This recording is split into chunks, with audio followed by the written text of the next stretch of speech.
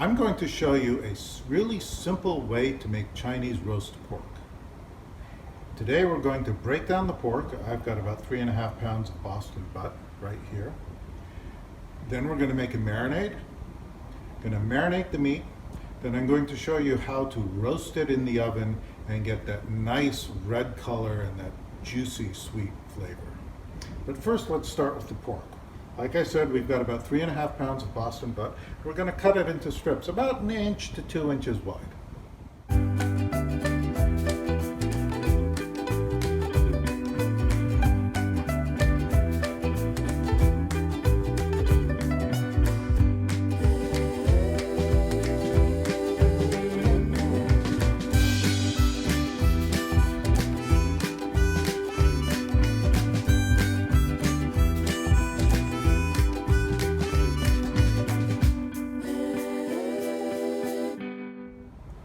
Now that we've cut up the pork, we're going to put it into a Ziploc bag, and then it's going to be time to make the marinade.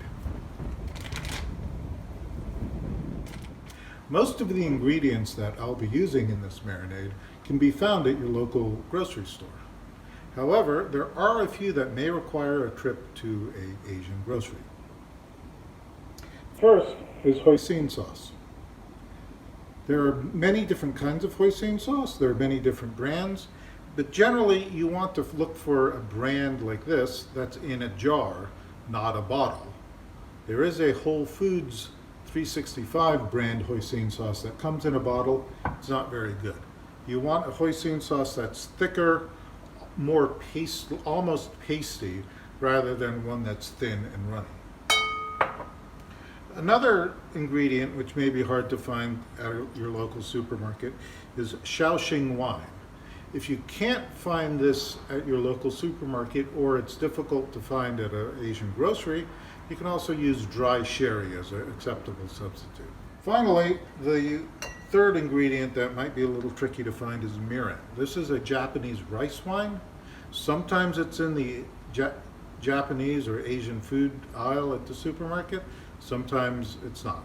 It really sort of depends on how well stocked your supermarkets are. Those are the three ingredients that are that may be difficult to find at a regular American supermarket.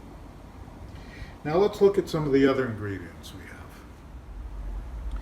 So these are the ingredients that we'll be using to make the marinade. Aside from the Shaoxing wine and the hoisin sauce, most of these should be pretty familiar. We have 5-spice powder, which can be found in your local spice section, a little white pepper, a shallot, some ginger, this was the hoisin sauce, some sugar, some honey, a splash of sesame oil, some garlic, and then some soy sauce. So we're going to start by mixing the liquid ingredients together with a half cup of the hoisin sauce,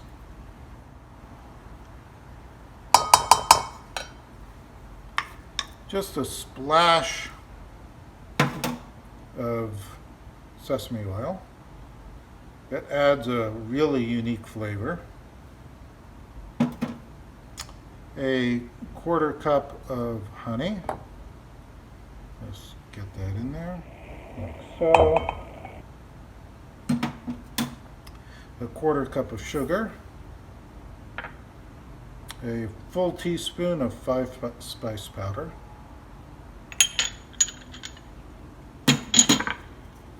Just a couple of shakes of white pepper.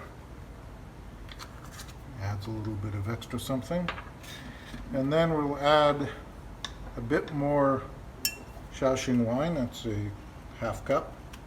Same amount of Shaoxing wine as hoisin sauce.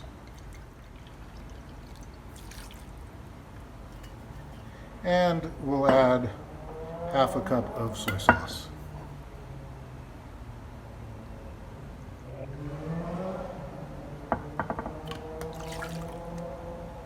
As well as just a little bit of mirin, about another 1/4 cup of mirin.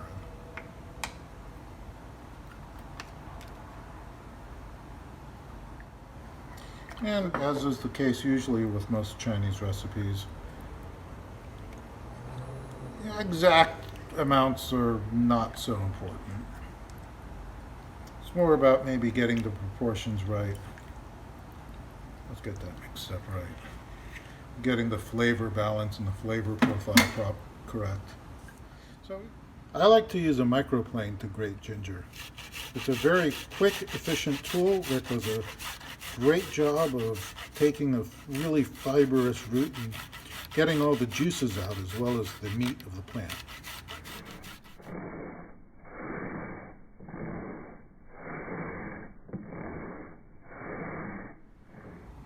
Next up is the garlic.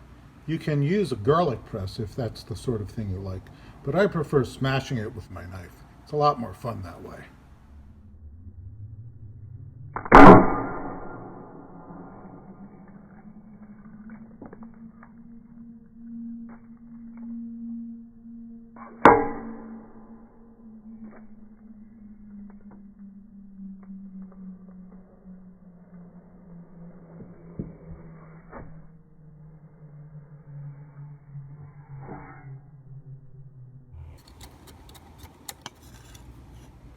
And the last thing we're going to add to the marinade is a shallot, chopped finely.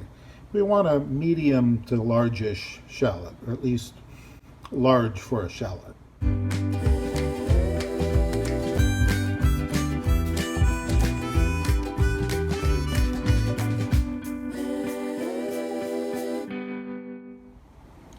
Now the next thing to do is make sure that the marinade is completely mixed, nicely mixed. Then we just pour it into the bag with the pork.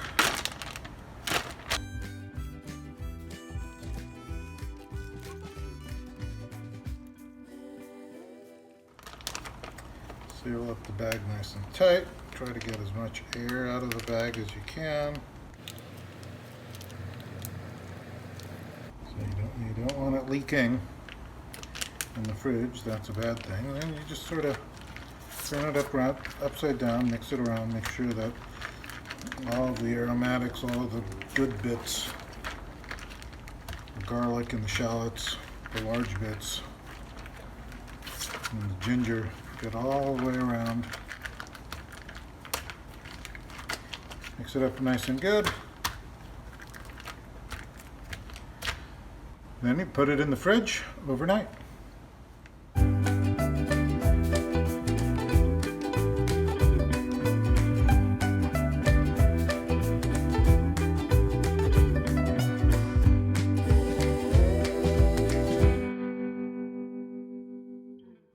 So we've let our meat marinate overnight, and now it's time to cook.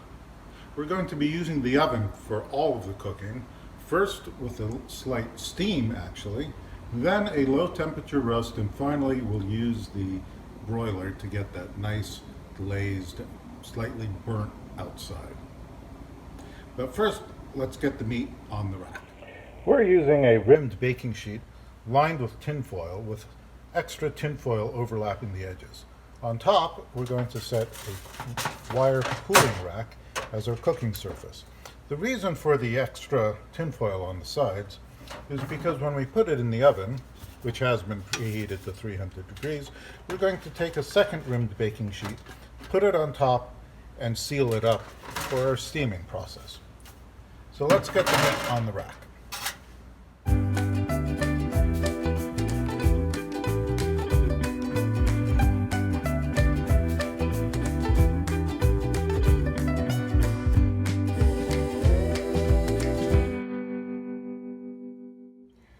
We've added a quarter cup of water to the bottom of the pan. Now it's time to put the meat in the oven.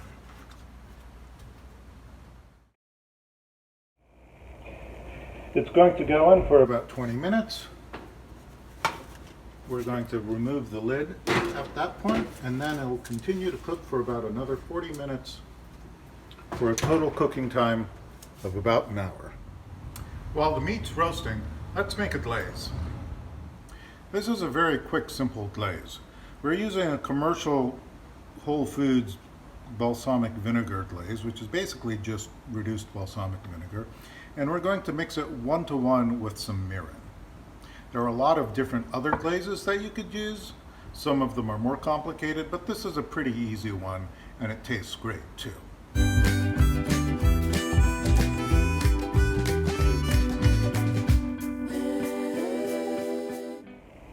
Now it's been about an hour that the meat's been in the oven all told, 20 minutes steaming, 40 minutes roasting. We're going to take it out, set the oven to broil, let the oven heat up. While the oven is heating up, we're going to take the glaze that we just made and apply it to one side of the meat. Remember to leave the rack in the middle of the oven when you're broiling, otherwise the sugars in the glaze will burn.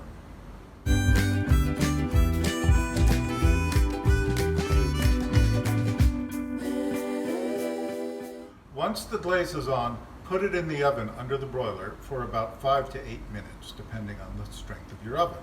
In my oven, 6 minutes seems to be about the sweet spot.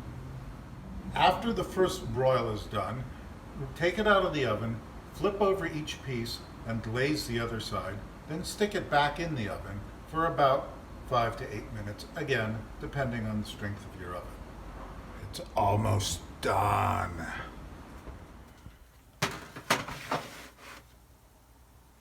Once the second side is done, wait about 15 to 20 minutes to let it cool before cutting into it. And now it's time to cut it up and enjoy.